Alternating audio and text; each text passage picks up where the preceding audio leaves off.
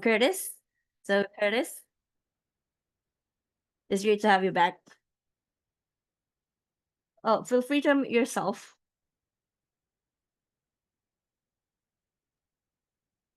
Can you hear me now? Yes. Good afternoon, everyone. Loud My and name's clear. Curtis Mangus. I am the manager for the home equity conversion mortgage department for Premier Mortgage Resources in Boise, Idaho. I manage that department for the entire company nationwide. I have been a mortgage loan officer for 40 years. I have been closing home equity conversion mortgages for the last 10. I've closed thousands of transactions nationwide. I've closed about 500 home equity conversion mortgages myself. I'm an approved CE instructor in 10 states. I've taught this particular class over 200 times in the last 10 years. I've been in front of thousands of realtors, a fascinating subject. The best kept secret in real estate finance by far is the home equity conversion mortgage purchase. So we're going to talk about a little bit of history, how that can help you with your senior clients, and how you can close more transactions utilizing this particular product, because there is just a huge gap and a huge lack of knowledge with how this works. This is my why. These are customers that I have closed, eliminated their mortgage payment, monetized equity in the property, plugged it back into a retirement strategy, and literally changed their lives. And when I close these loans, do you know what customers tell me? They feel like they won the lottery. It is literally that financially impactful. In my short 40 years, I have never closed a loan that provided more immediate or long-term financial benefit to a client than what we're going to talk about right now. The problem is there's so much misinformation on this particular loan product, many seniors won't even consider it. So rule number one, you never say the word reverse mortgage, okay? It's home equity conversion mortgage or HECM, all right? With the idea of keeping them neutral long enough so that they can get accurate information to help them with their particular circumstances. We have videos on how these work. It's a very effective way to start the conversation. The 8-minute video never mentions the word reverse. Home equity conversion mortgage or HECM will get you a lot further, enabling these seniors out here to be able to help them make a transition and be able to help them move. There are currently 75 million baby boomers out there in the United States. A baby boomer is defined as somebody born between 1945 and 1964. Pick me. And there are currently 75 million of them, and they are turning 62, the magic number for this loan, at a rate of over 10,000 people a day. This is a huge segment of the market out there right now. Unfortunately, right now, do you know what you call a first-time home buyer? A renter.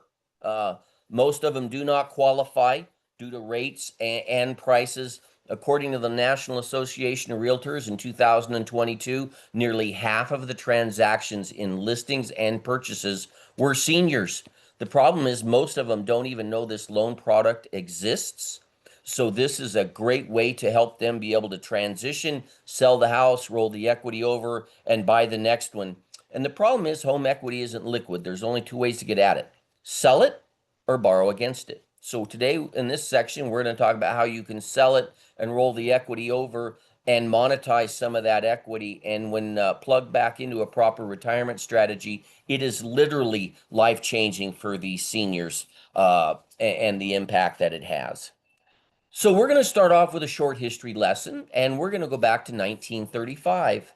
And back in 1935, the government invented a program that we know of as Social Security. And in order to be able to qualify for Social Security, you had to be 65 years old. Coincidentally, the average male's life expectancy was 59. The average female's life expectancy, 62. One person out of every 23 lived long enough to collect Social Security back then. It was never intended as a retirement plan for the masses. It was intended for that unusual person who lived out there past the age of 65.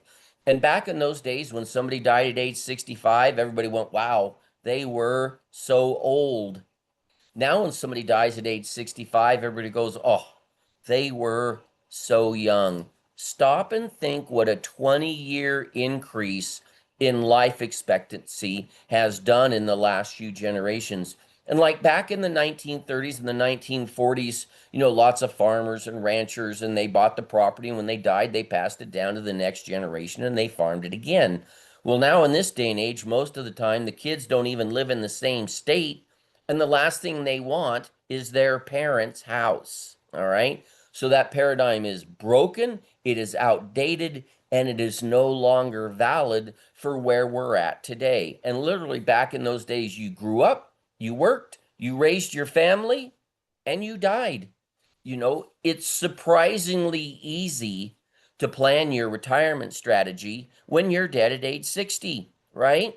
Well, suddenly now, if we don't live into our 80s, we've all been shortchanged. I've run several quotes recently for people in their 90s.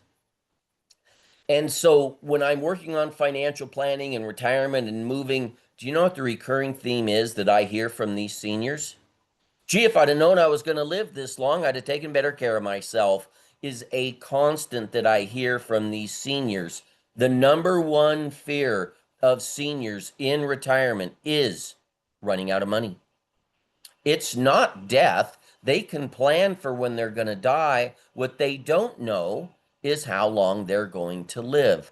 Nearly 75% of the net worth of seniors out there in the United States is the equity in their home, in their primary residence.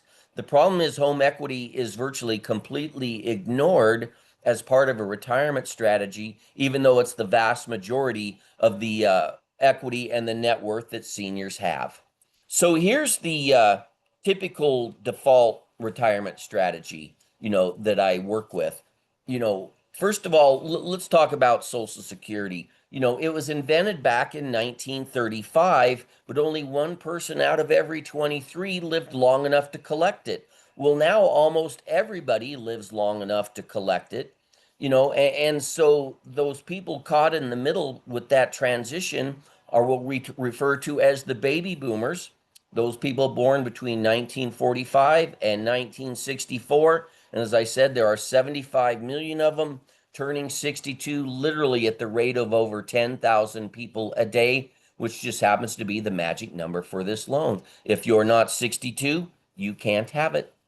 I typically see three sources of income for seniors in retirement: Social Security and pensions, IRAs and 401ks, and home equity.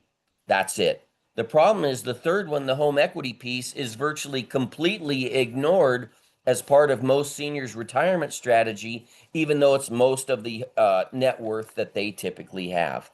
The average Social Security income that I see out there is about $1,800.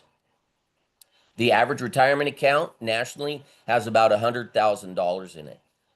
Try living on that for 20 years in retirement. Do you know what you call a baby boomer living on Social Security?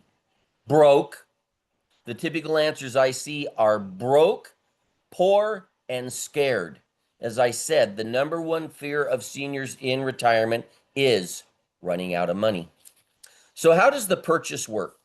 First of all, the refinance on this has been around since Ronald Reagan. The purchase was rolled out in 2008. Gee, I wonder why nobody noticed, right? Well, suddenly 15 plus years later, a lot of these seniors need to move, and this is now a viable product built for these seniors to help them be able to move. So the down payment is based on the age of the youngest borrower living in the house to be 100 years old. So every one of these is different based on the down payment. So age and interest rates are the determining factor. So consequently, each one of these is a little bit different that we see. So let's start off with an unusual customer moving out west from California, shall we? And let's say that they're 80 years old. At age 80 right now, they need 60% down. So this 80-year-old client, they walk into their local bank and they're going to sell their house pay off their current home equity conversion mortgage. Many of them have one of those already, and they net $300,000. They're on a fixed income, they're on Social Security, they think they need to pay cash. Why do seniors want to pay cash for a house? So they don't have a payment. Well, the problem is in the vast majority of markets, you can't find them anything decent or habitable for $300,000, but you could certainly find them something for $500,000, right? So this 80-year-old senior walks into their local bank, goes, Mr. Banker, I found a house for $500,000. We're going to put $300,000 down. We intend on living in this house for the rest of our lives, and we have no intention of ever paying you one payment as long as we live. And upon our death, our heirs or estate will sell the house and pay off the loan and keep any equity that's left. If there is no equity left, we will sign it over to the bank, and you cannot come after us, our heirs, or our estate, or any of our assets. What do you think your banker's going to say? How about, have you had your medication this morning, right? And that's exactly how the purchase works.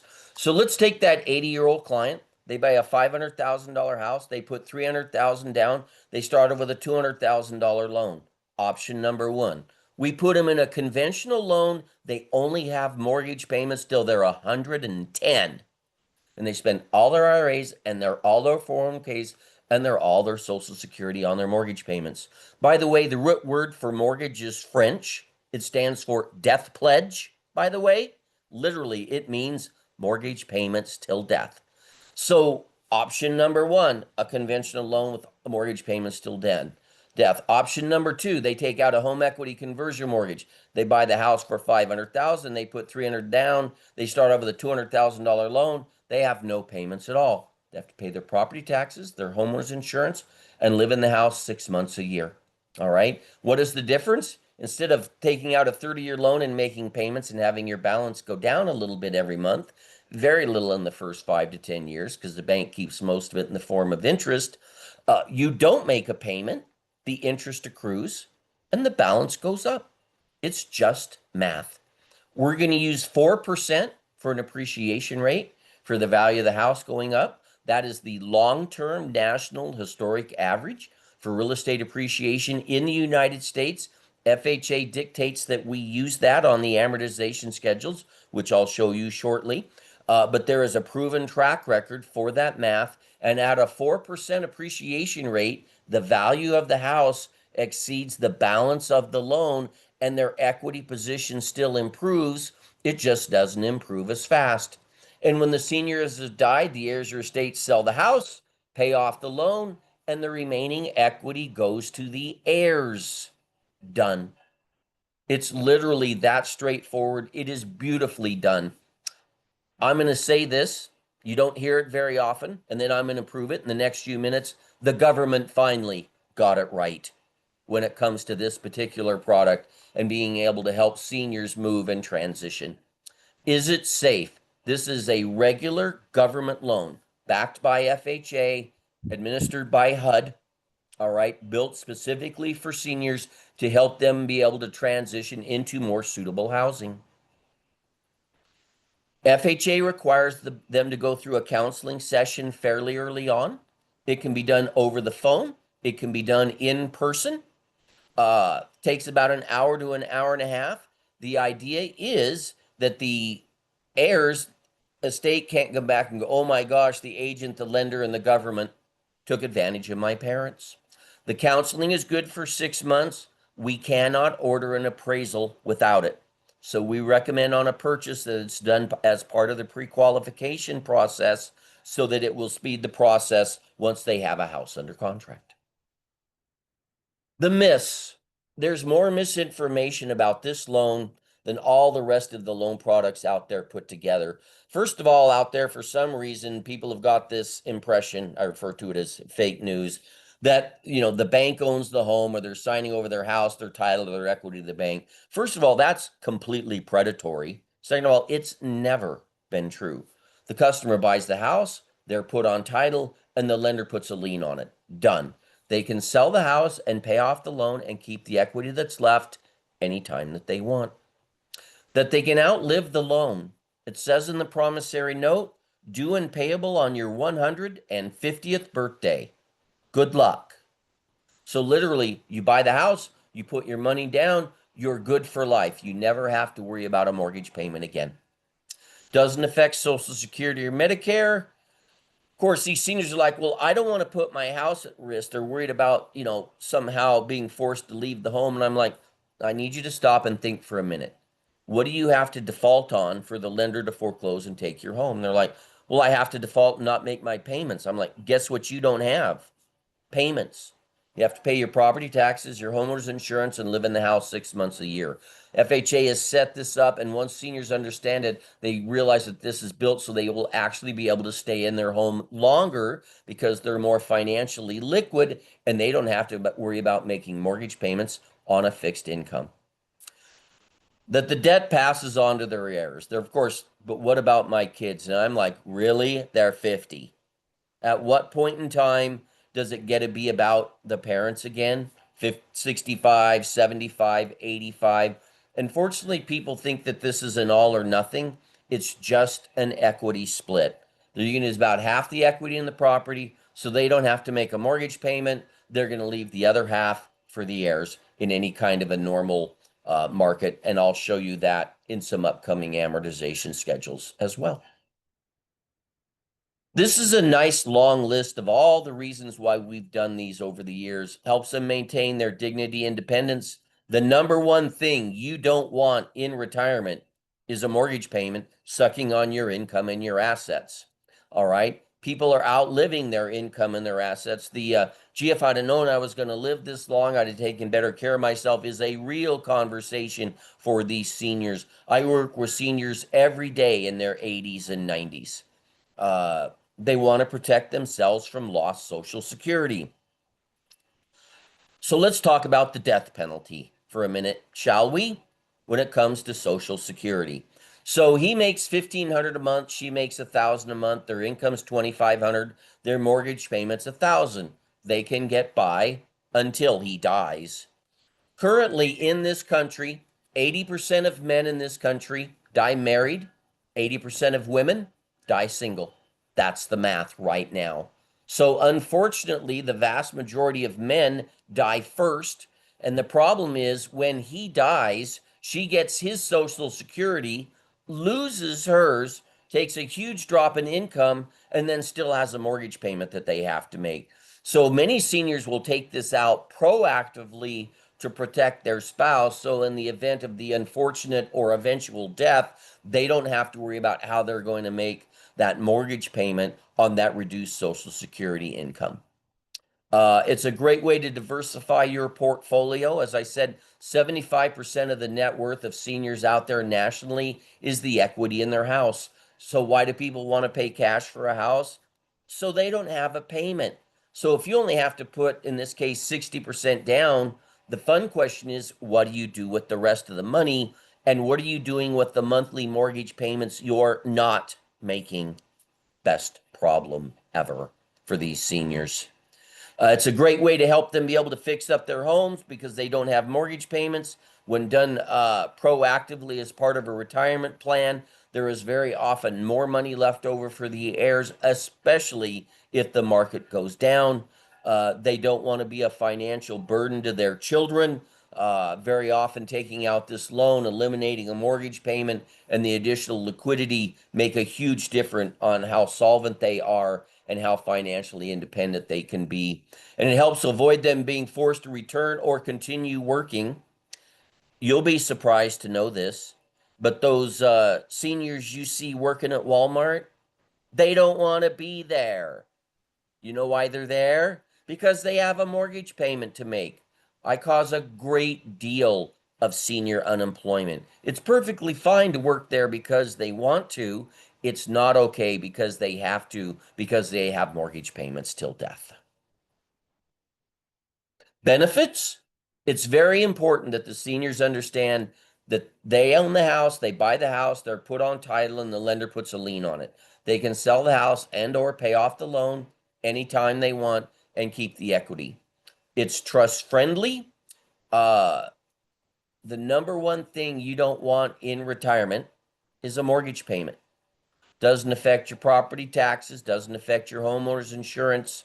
This is a regular government loan built specifically for seniors so that they can transition from their old house, buy a new house, ditch the payment on the old house, put the money down, have no payment on the new house, and keep the difference. So it's a great way to help them be able to make that transition.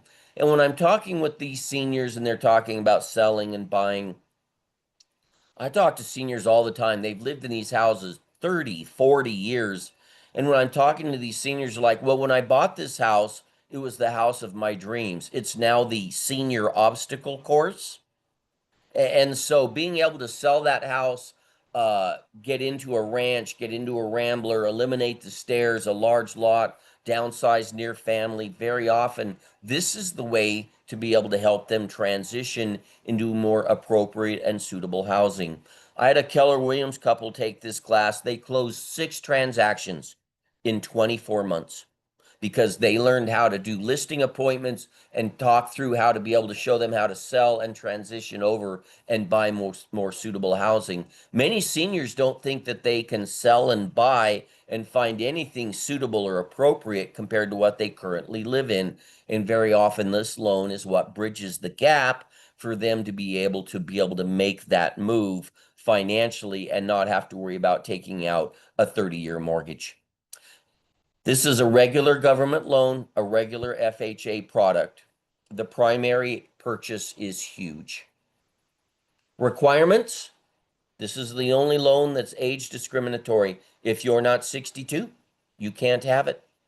Has to be your primary residence, which means you just have to live there 6 months and a day a year. It's perfectly fine to have second homes, investment properties. It just has to meet the definition of a primary residence.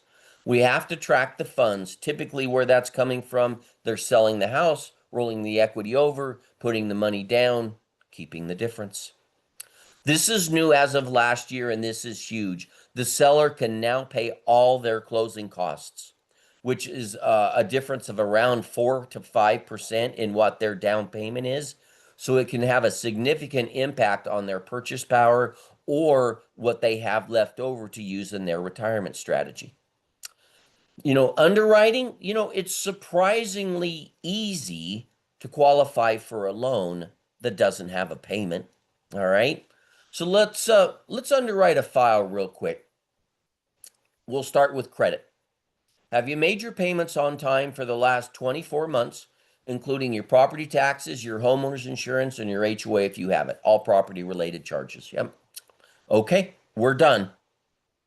It's that straightforward. No credit score minimum, nothing. Just a straight manual underwrite. If you've made your payments on time for the last 24 months, it's approved. Income, we don't have a debt ratio. We don't have a payment. So think VA residual income. All right. So just real quick, we'll underwrite a file based on income. We charge 14 cents a square foot to live there. All right. So on a 2,000 square foot house, 14 cents a square foot, $280. We'll say the taxes and insurance are $320. $320 and $280 is $600. For a single individual, I need $600 on top of that, a social security statement for $1,200 a month, and we close. For a married individual, we need $1,100 left over. So $600 plus 11, I need a social security statement or two for $1,700 total income, and we close. It's the most lenient loan in the world. If you take a poor broke widow on $1,300 a month social security and they go to their bank and they make them a conventional loan or a HELOC, do you know what we call it in the lending world? Predatory lending. All right. You're setting them up to lose their house because they will eventually default on their payments. So this loan is beautifully structured without a payment so that they're able to stay in their house longer and have more liquidity.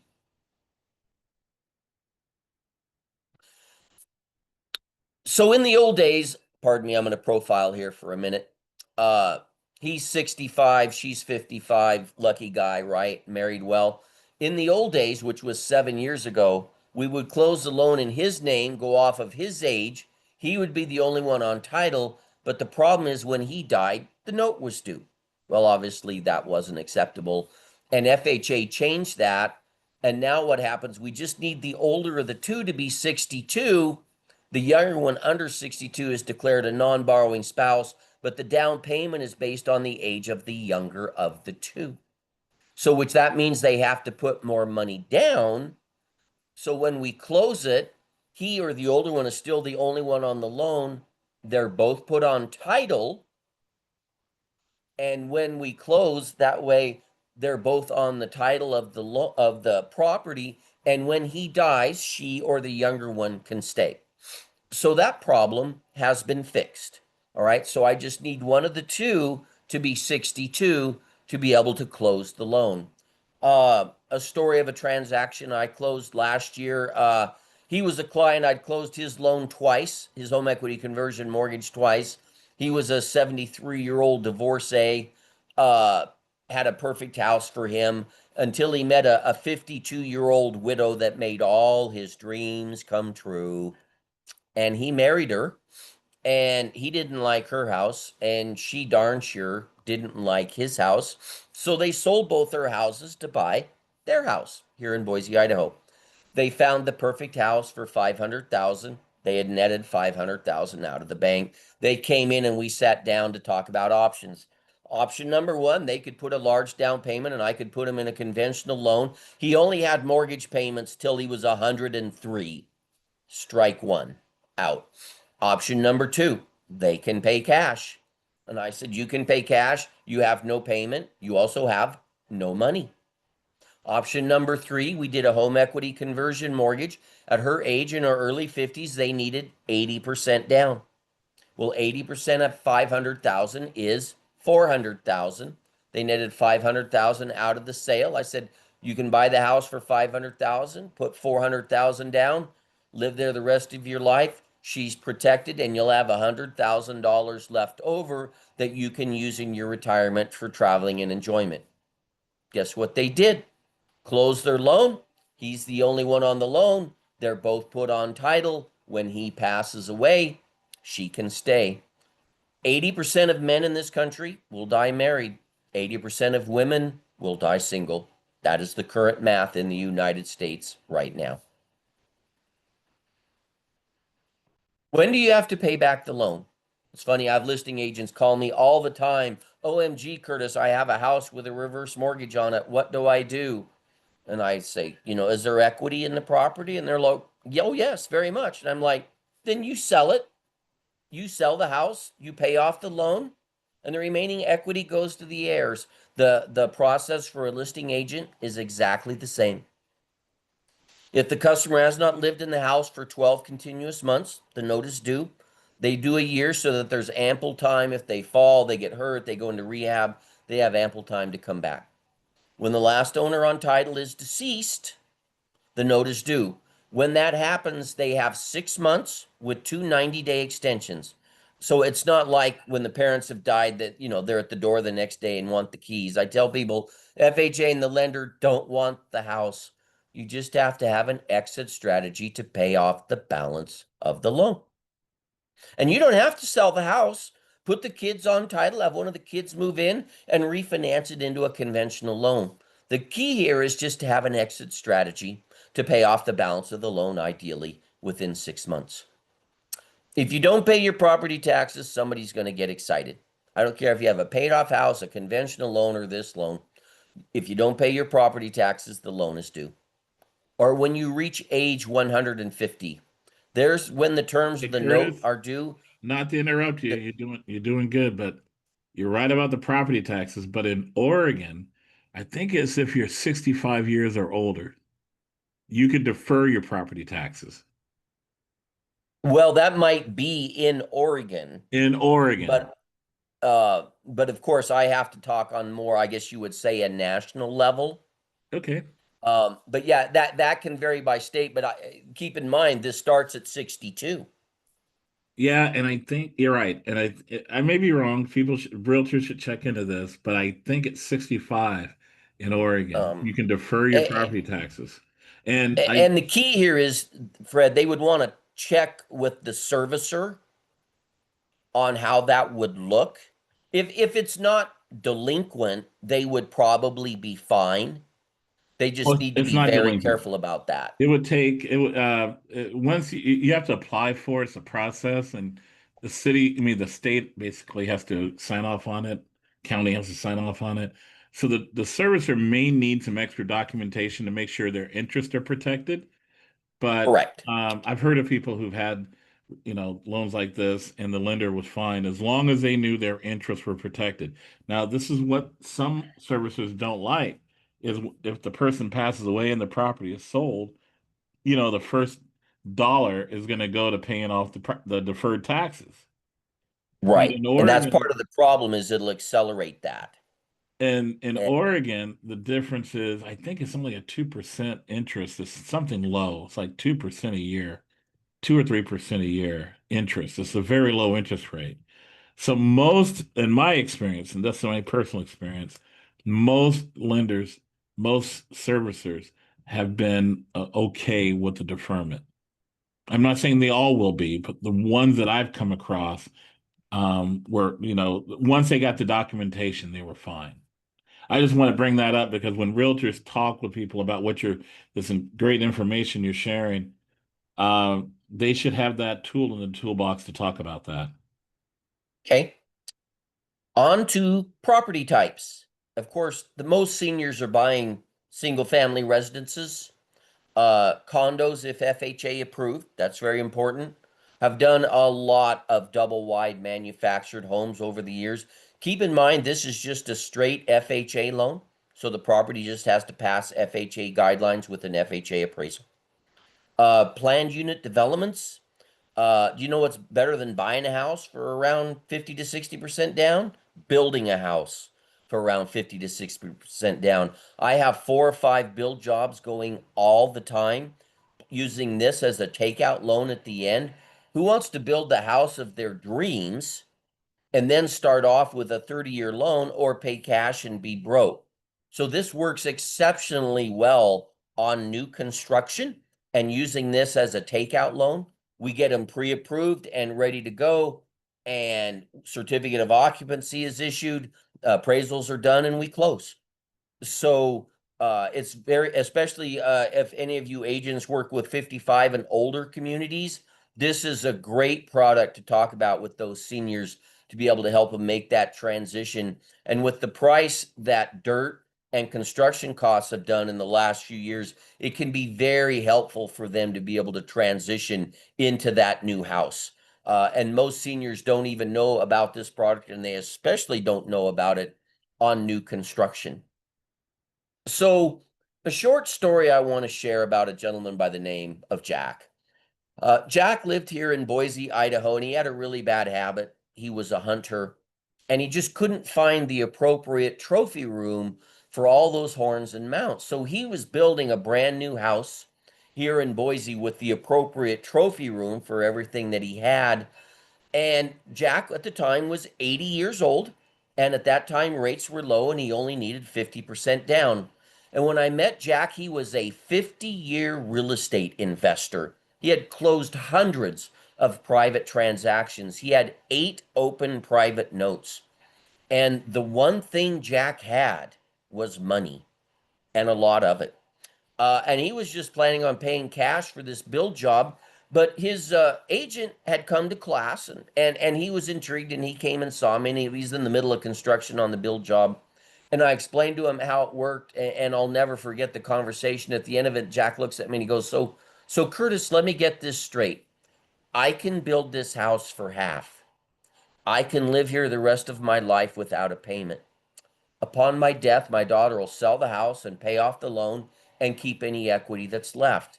In the meantime, I get to keep the other half of the money liquid, investable, and I can continue to create income streams off of it in my business, in my retirement. And I'm like, Jack, that's exactly how it works. And he looked at me and he smiled and he said, why would anybody ever do anything else?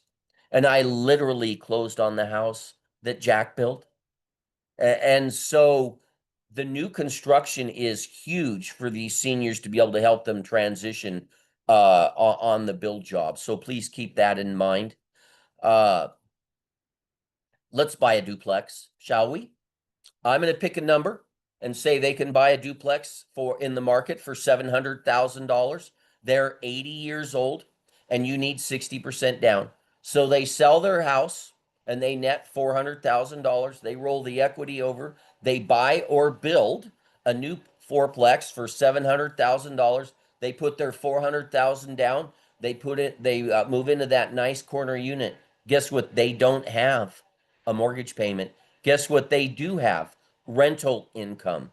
Their next door neighbors paying their property taxes, their homeowners insurance, all of their overhead, and they still have money left to plug into their retirement and travel. All right. And of course, the only thing better than buying 2 units would be buying 4. Let's buy a fourplex. I'll pick a number for $1 million. They sell the house, they roll the equity over, they put 600,000 down, they move into that nice corner unit. Guess what they don't have? A mortgage payment. Guess what they do have? Net rental income off 3 units. Take a poor broke baby boomer on Social Security and change their life. You know what that is? That is the winning lottery ticket for these seniors in their retirement, being able to sell that house and roll that over and buy multiple units. And keep in mind, they only have to live in that unit 6 months and a day a year. When they have gone south for the winter and are traveling and enjoying their retirement, I wonder what they do that with that other unit the other 5 months. Excuse me, Keep in Curtis. mind, this is an FHA loan. Requires a regular FHA appraisal, no scratch and dent properties, etc. This is important for you as an agent to listen to. 25% of the time, 1 transaction out of 4, FHA requires a full second appraisal. Okay? And unfortunately, an automated system determines that, and we don't know if we need a second appraisal until we send in the first one. It's totally random, and so we need a little extra time just in case of that. We normally ask for 40 days. We're not asking for a 90-day close or anything, but if they've been pre-approved and their counseling is done, we'd like a 40-day close on or before, just in case a second appraisal is required. Hey, Hi, Curtis. Curtis. There's a Yes? question from Jim Atwood. What is the interest rate compared to a conventional loan? They're about the same. They run right now about 7%. So there's not a lot of difference in the rate on a conventional loan versus these. But as I love to say, you'll never beat the payment on my loan. I took this off the internet. It has to be true. I just wanted to share, in my short 40-year career, I have never closed happier clients ever on a transaction. Normal purchase uses, upsizing, downsizing, relocating near family members. It's a great financial planning tool when used on the front, and it's a great way to help them preserve other liquidity and home equity in their retirement. Your advantages: the number one thing you don't want in retirement is a mortgage payment. You don't have to pay cash to not have a payment. Figure 55 to 65% down, depending. Helps double your buying power, keep your other reserves liquid. You can never owe more than the house is worth. It's a non-recourse loan. So if they take this loan out and balance goes up, market collapses, and if it ever ends upside down, they can't go after the customer, the heirs, the estate, or any of their assets. They can't go after anybody or anything, so the children and the estate are protected. The FHA value limit is currently $1,210,000. That's not the loan amount. That is the purchase price amount. In most markets, that is fine. If they go over that, they can still use this, but they're going to run the calculation off of the value maximum. There's some serious retail therapy going on right here. This is Marge. Does Marge look happy? When I met Marge, she was in a quandary. She was selling her house here in Boise. She built a brand new, bright, shiny house. She netted $700,000 out of the sale of her house. Her new purchase was $675,000. But the problem was, if she paid cash for her house, she didn't have money for the new Porsche. Or if she paid cash for the house, Then she had to finance, if she paid cash for the Porsche, then she had to finance the house. And the payment was about the same on either one, and both exceeded her life expectancy. Next option, take out a home equity conversion mortgage, 54% down on the house, half down on the house. She had their other half left. Half went to the Porsche, half went to her financial planner. She will live there happily ever after. New house without a payment, new car without a payment, money in the bank. Does she look happy? And I get to do this for a living. This is Marge's slide. Follow along with me closely. When I met Marge, she was 79 years old. Purchase price $675,000. Down payment and closing costs $368,000, 54%. So we had, and once we've identified what this percentage is, I just tell the client and the agent, in this case, take 54% of the purchase price. There's your cash to close. So half went to the new house. She had about 300,000 left. Half went to the car, half went to her financial planner, and she will live there happily ever after without a payment. She's 79 years old. Initial loan amount $325,000. Option number one, I can put her in a conventional loan. She's only got mortgage payments till she's 109. Option number two, no payments at all. Guess what she did? Down here, years and age. Here's an amortization schedule with the years going by. Here's your mortgage insurance costs for the year. Here's your interest costs for the year. Add those two together. Here's how your loan balance goes up because the interest accrues. 4% appreciation rate for the value of the house right here. And how do we determine equity? We take the value of the house minus the balance of the loan. Notice the equity position is still hanging in there.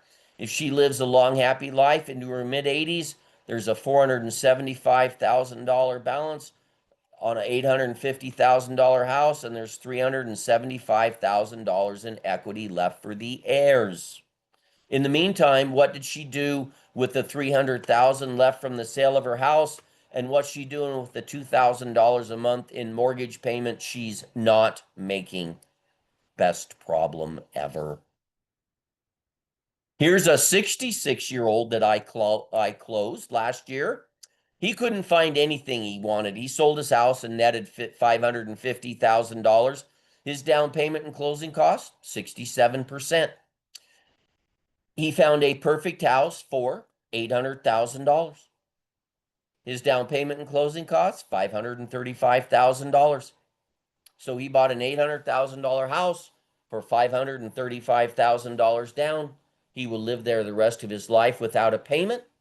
And if you look down here in about 10 years, which is right as his life expectancy, he has it right at a $600,000 balance on a $1.2 million house. And there's $600,000 in equity left for the heirs. All we did was split it. Half goes so we don't have a payment, and the other half goes to the heirs. And you'll notice here that the closing costs average about 4%. This is down payment and closing costs. If these got paid off the seller's side, then instead of 67% down, it would be about 63%. Here's an 84-year-old that we closed. He found a perfect patio home in Boise, about $425,000. And he sold his house in Boise and he netted about $300,000 out of the sale. You can't find anything decent in Boise for around $300,000 that would certainly be habitable. But he found a perfect little patio home in Boise for $425,000 at 84 years of age, down payment and closing costs, $225,000, 53%.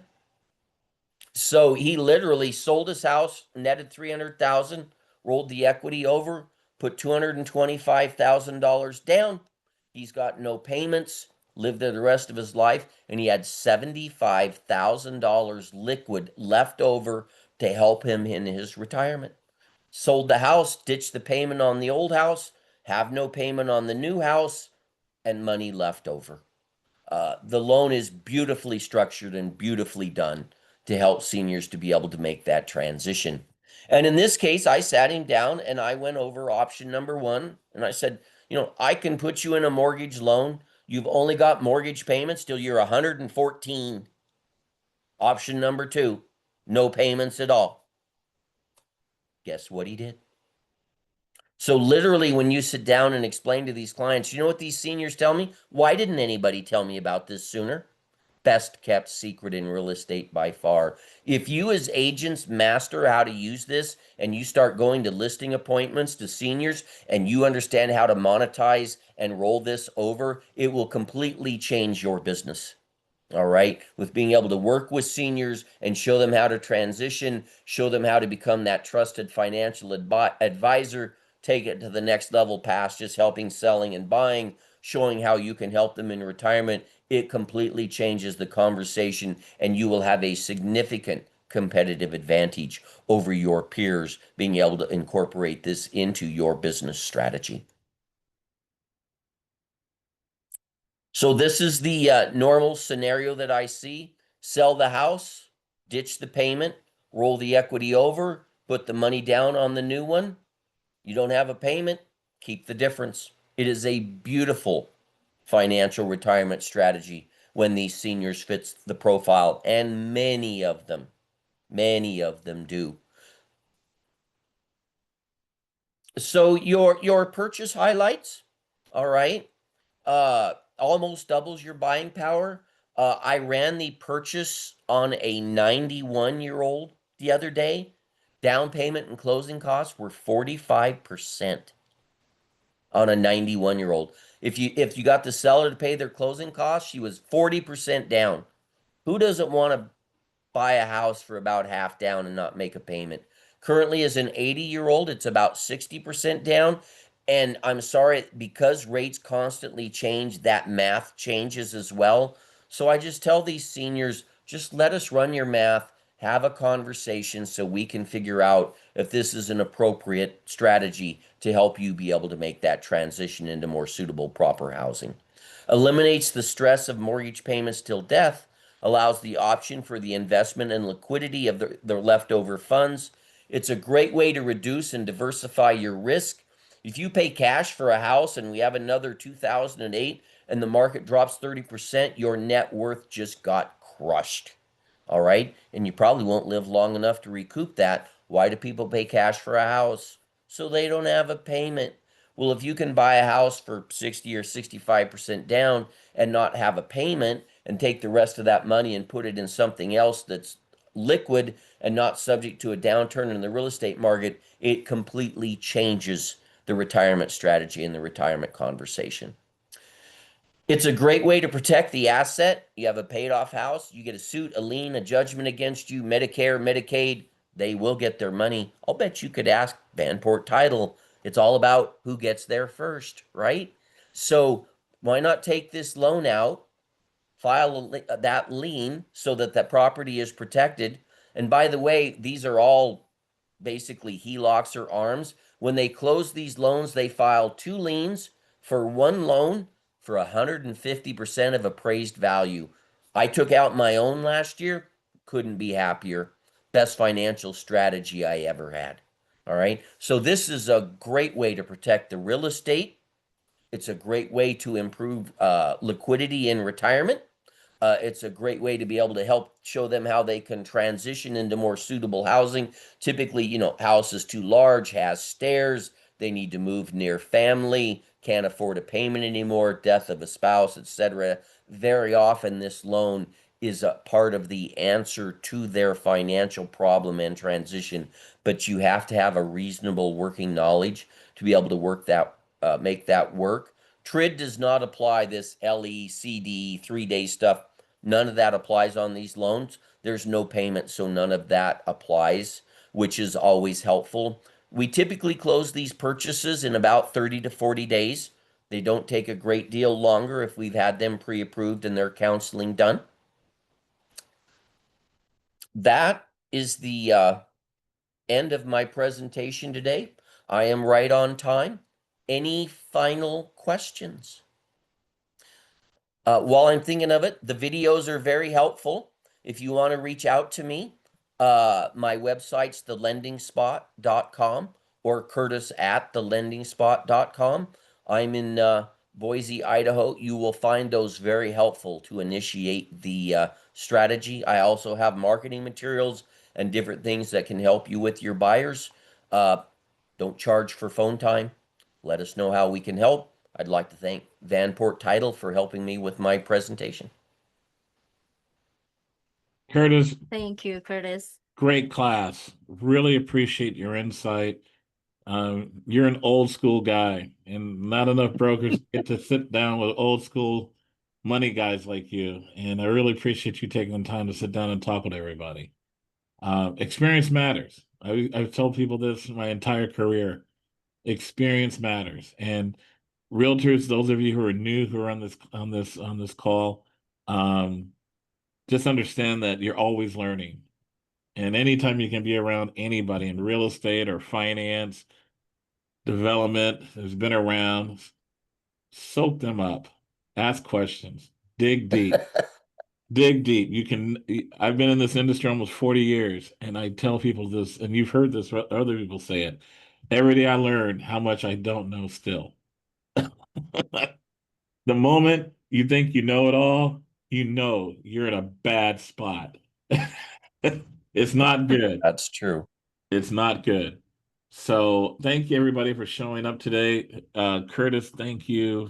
Look forward to We your still next have one class. more question though. Oh, we do? Let From me shut up then. Let me shut Atwood.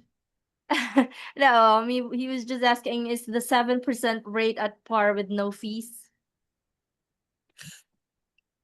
Yes. Well, that's a conventional forward question. That the closing costs, that's a separate conversation.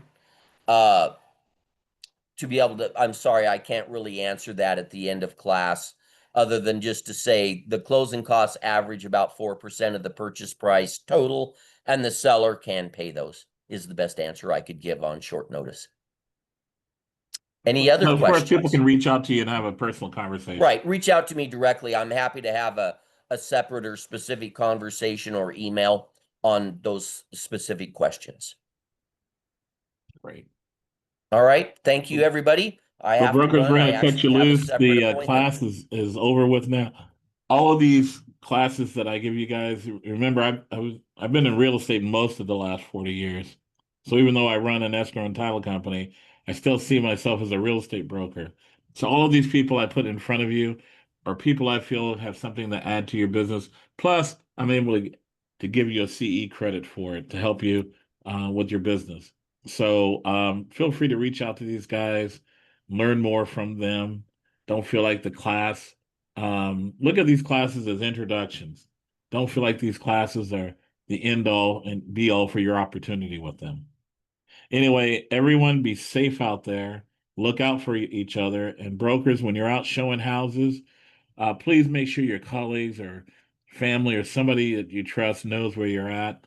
We're in a very, very safe business, but there is that 1% out there. And we've got to understand that they're there. There's threats out there. So be safe out there and happy hunting with real estate. Allie, you got anything to say? None for me. Well, thank you so much everyone for joining, and thank you so much, Curtis. That's a great class. It was a great class, Curtis. You really nailed it. Anyway, I will talk to you guys all later. All right, thank you everyone.